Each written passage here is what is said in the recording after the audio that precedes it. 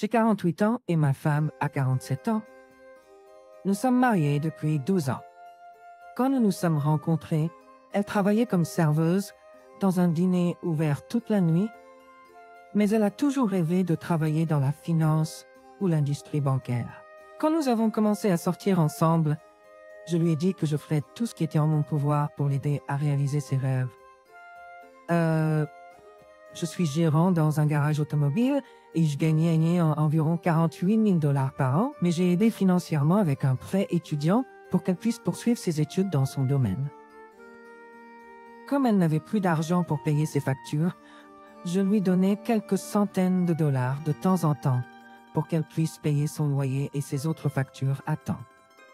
Au cours des 2 années suivantes, avec beaucoup de dévouement de notre part à tous les deux, elle a finalement obtenu un poste de directrice financière dans une banque locale, mais elle n'a pas commencé en tant que directrice financière. Elle a dû travailler dans plusieurs postes à la banque, ce qui en a fait une directrice plus complète. C'était un excellent poste pour elle et était très bien rémunéré.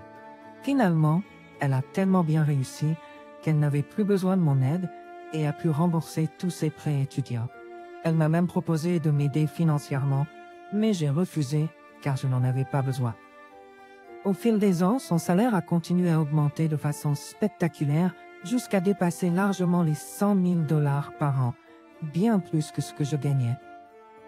Avec nos 2 bons salaires, nous sommes partis en vacances, avons voyagé dans différents pays et avons même emmené quelques amis en vacances et payé pour qu'ils nous accompagnent. Tout allait vraiment bien.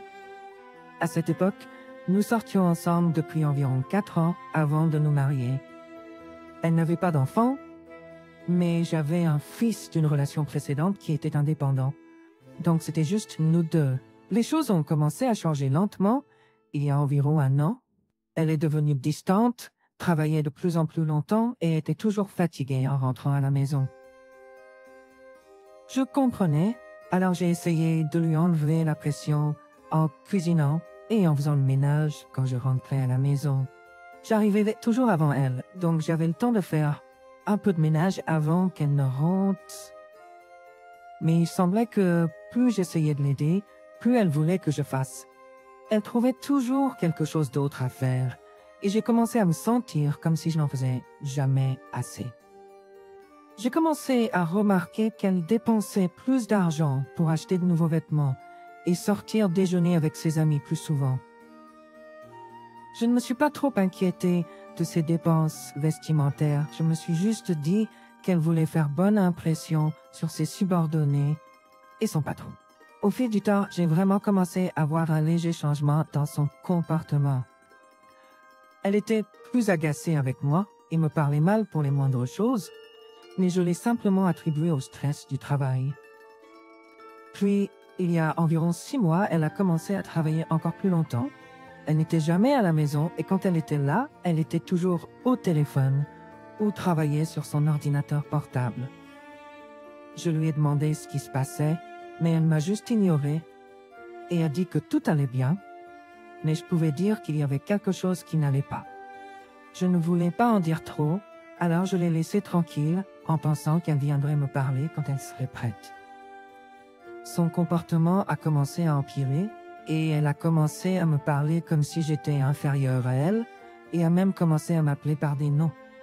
Je n'avais jamais vu ce d'elle auparavant et je ne savais pas comment y faire face, alors j'ai juste essayé de l'ignorer en pensant qu'elle finirait par se ressaisir. Un jour, il y a environ 3 mois, je suis rentré du travail et elle était déjà à la maison et parlait au téléphone en criant contre quelqu'un. Je ne pouvais pas entendre ce qu'elle disait, mais je pouvais dire qu'elle était en colère. Alors je suis allé dans la cuisine pour commencer le dîner. Après quelques minutes, elle a dit qu'elle n'avait pas faim et qu'elle allait se coucher. Je ne voulais pas me disputer avec elle, alors je l'ai laissée partir, mais je me demandais ce qui la mettait en colère. Quelques jours plus tard, j'ai reçu un texto de ma femme alors que je rentrais chez moi disant qu'elle allait travailler tard. J'ai répondu en d'accord. Sa définition de travailler tard est de travailler jusqu'à 19h ou 20h.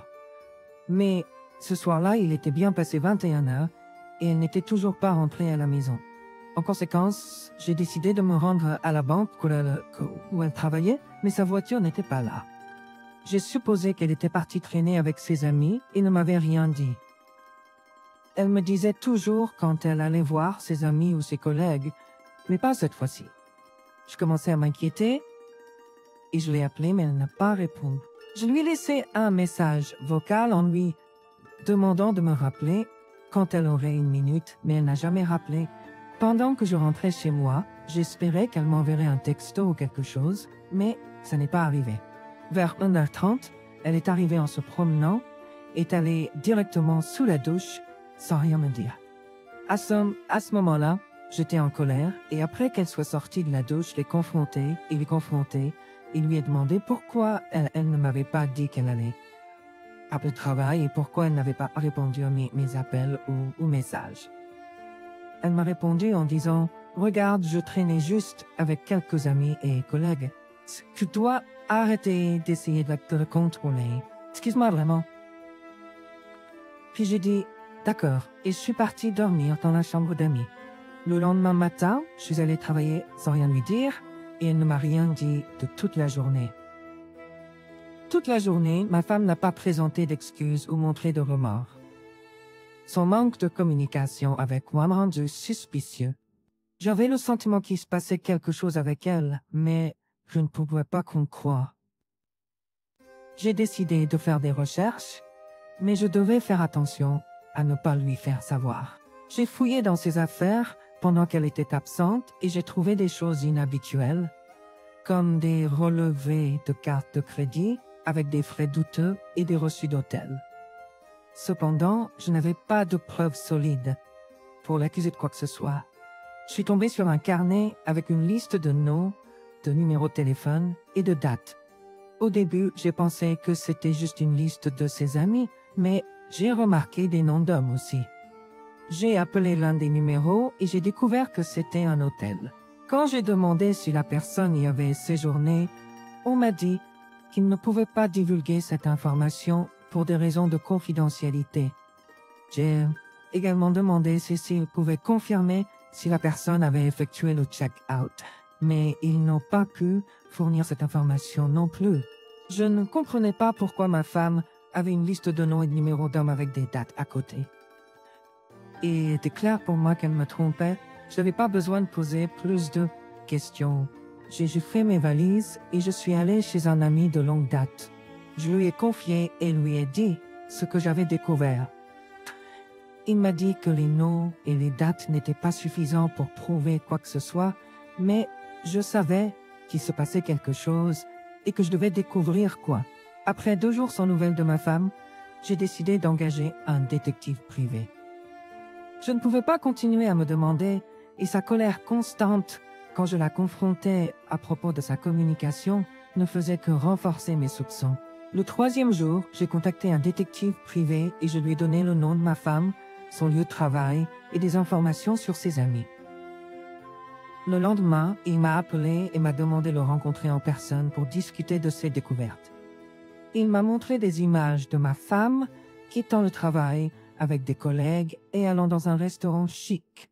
À une occasion, le détective a remarqué que ma femme envoyait un texto à quelqu'un après avoir fouillé dans son sac à main.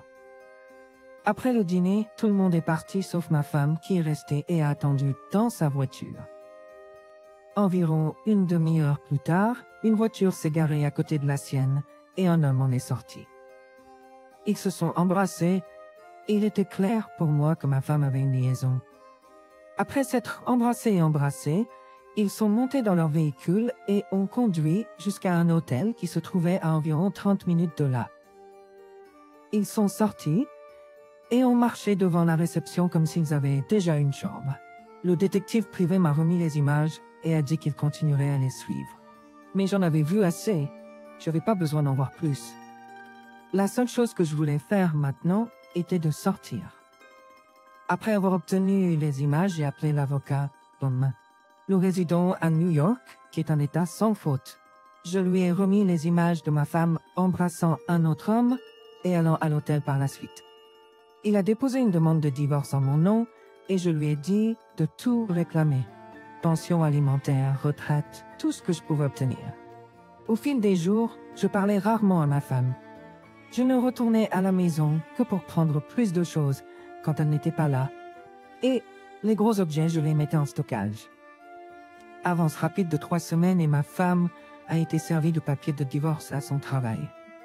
La seule chose qu'elle m'a communiquée, c'est que je n'obtiendrai pas un sou d'elle. Je n'ai pas répondu à sa déclaration.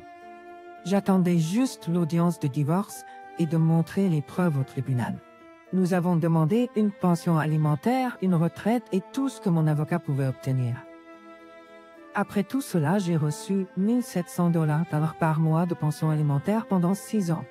Je n'ai pas pu obtenir plus à cause de l'argent que je gagnais à mon travail. En ce qui concerne la maison, nous ne la possédions pas. Nous la louions. Après l'audience, je n'ai plus jamais entendu parler ou vu mon ex-femme. Je m'en fichais. Je profitais du revenu passif qu'elle me donnait. Son infidélité lui a coûté plus de 100 000 $. Au cours des 6 prochaines années, elle financera ma prochaine maison. Merci d'avoir regardé. Aimez, commentez et abonnez-vous si vous avez aimé la vidéo. Jusqu'à la prochaine fois, je vous reverrai. Prenez soin de vous.